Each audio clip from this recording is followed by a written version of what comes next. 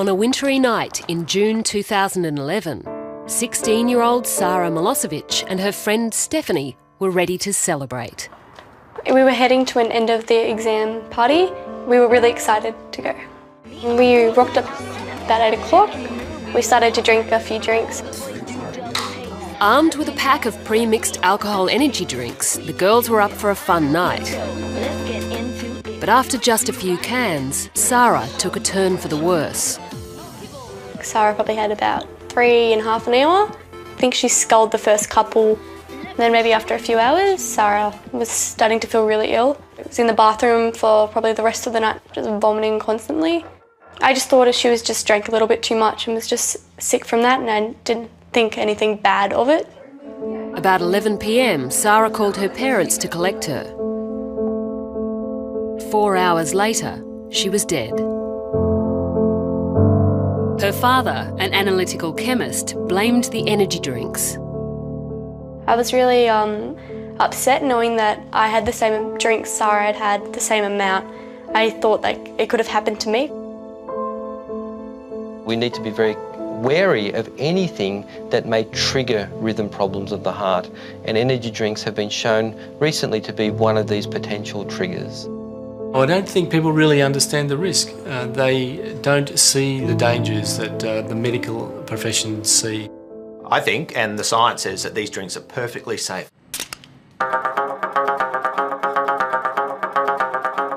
Energy drinks are everywhere these days, marketed and sold alongside soft drinks. But what exactly is an energy drink? Is it a soft drink? Is it a supplement? Or is it, as some people claim, a potentially lethal cocktail that should be banned?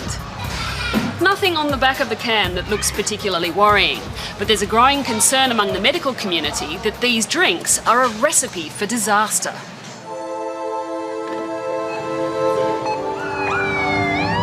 In the US, emergency visits related to energy drinks doubled from 10,000 in 2007 to over 20,000 4 years later.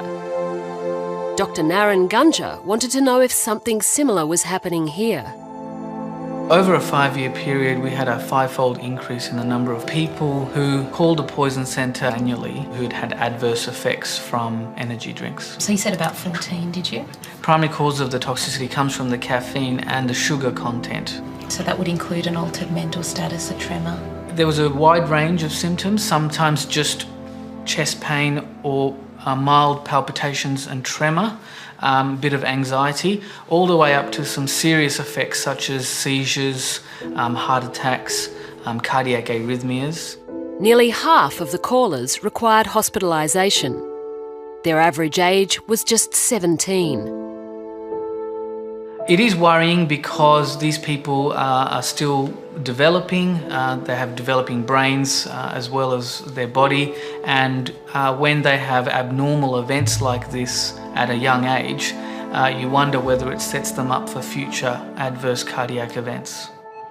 But the Beverages Council says there's no cause for alarm.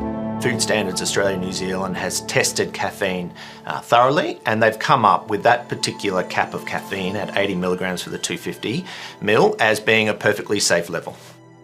They're equivalent to a cup of coffee, and that's what I think we need to be keeping to the fore here.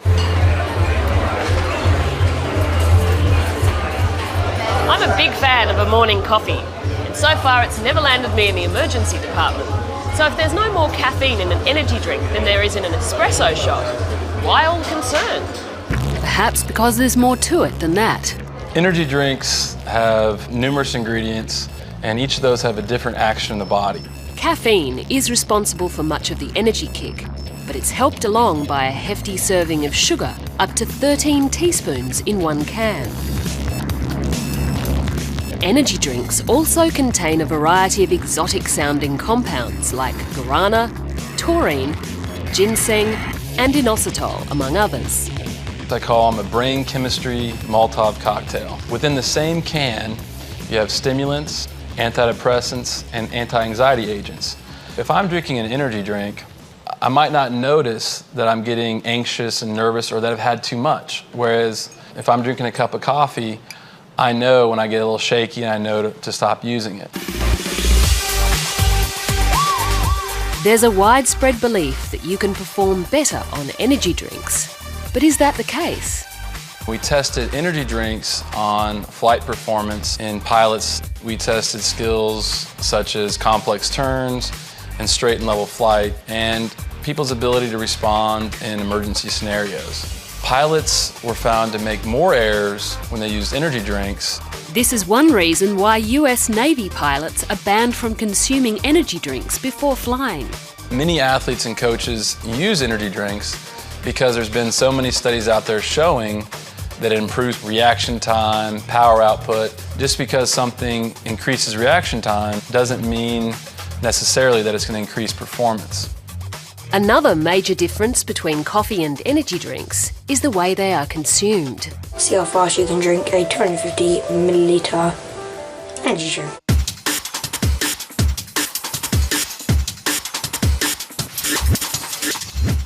What's the dangers of downing caffeine that quickly? Very dangerous. A big shot of energy drink could trigger rhythm problems in him, could trigger abnormal behaviours in him. It's potentially life-threatening to drink 4 or 5 energy drinks all in one go. With a team of doctors in attendance, it's unlikely I'm going to die today. But I'm keen to find out just what happens to my body when I slam down 2 energy drinks in quick succession. Along with 2 other willing guinea pigs, I'm giving blood to see if energy drinks change the way my platelets stick together. Thank you.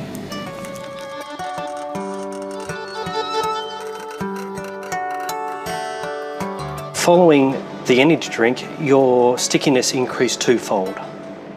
Twofold? So this is doubled essentially in blood stickiness? It is a measure of 2-fold increase in blood stickiness, which is about the magnitude that we've seen in our original study.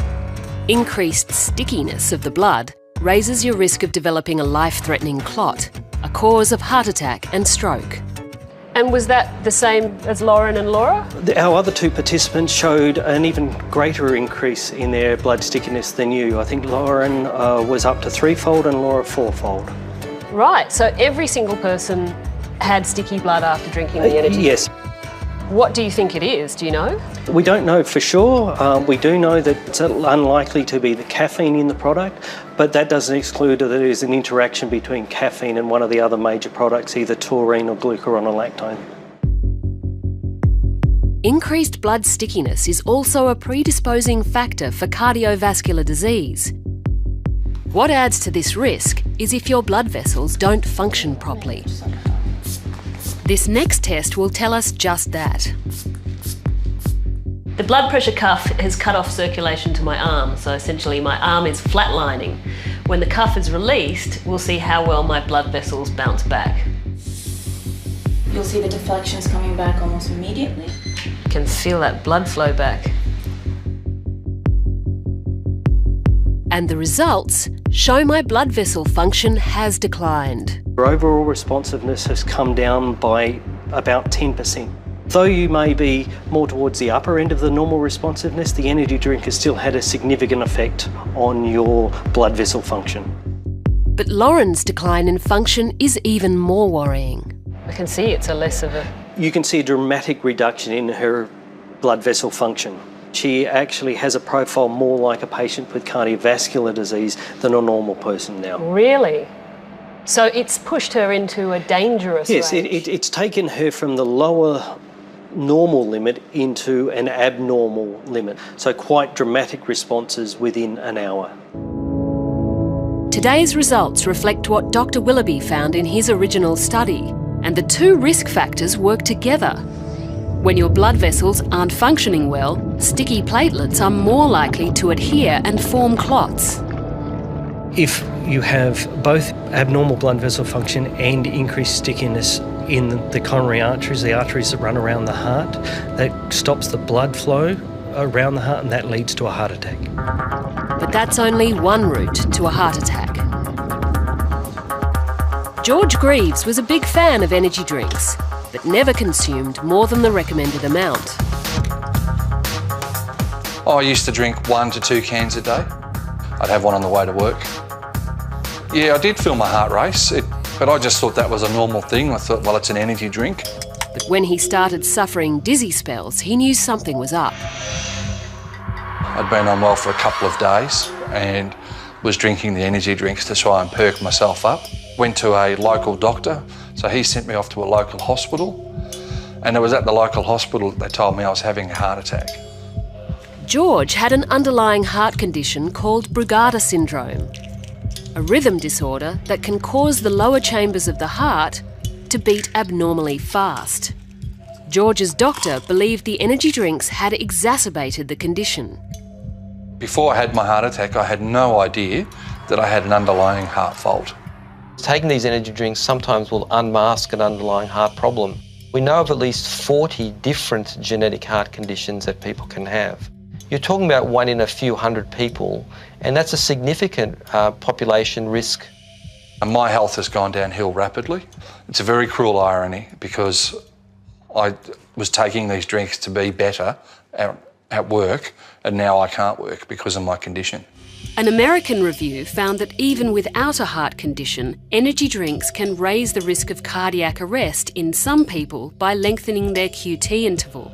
QT interval is a phase of the ECG which is involved in the heart beating and then relaxing and getting ready for the next beat. And if that is prolonged, that can give the opportunity of the heart to have effectively an electrical short circuit, which can then lead to very fast rhythms, which can then lead to collapse. Without warning, a fast rhythm can become a deadly arrhythmia called a ventricular fibrillation. Here, the ventricles begin to quiver and can no longer pump oxygenated blood around the body. Within seconds, the patient blacks out. Death follows only minutes later. It's the #1 cause of sudden cardiac arrest.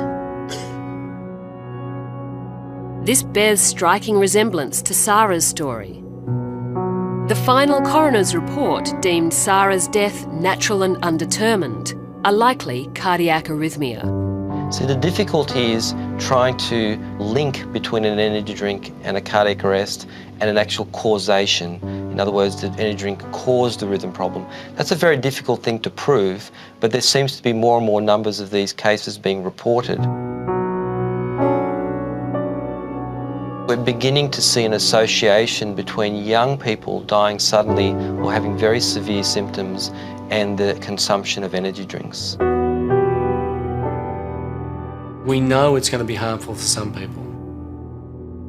So how many people do we need to harm before we start taking notice of it and changing the regulations to protect them?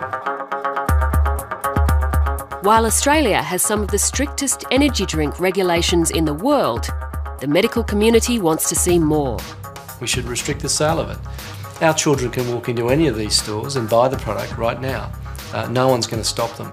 And yet, even the manufacturers tell us it's not recommended for children. Absolutely, those products are not suitable for children. Our energy drinks are not suitable for children. We clearly say that they shouldn't be marketed to children. Like any beverage that contains caffeine, they need to be consumed in moderation. Those daily usage amounts that state consume no more than 2 cans per day on the back of that label of all energy drinks are there for a reason.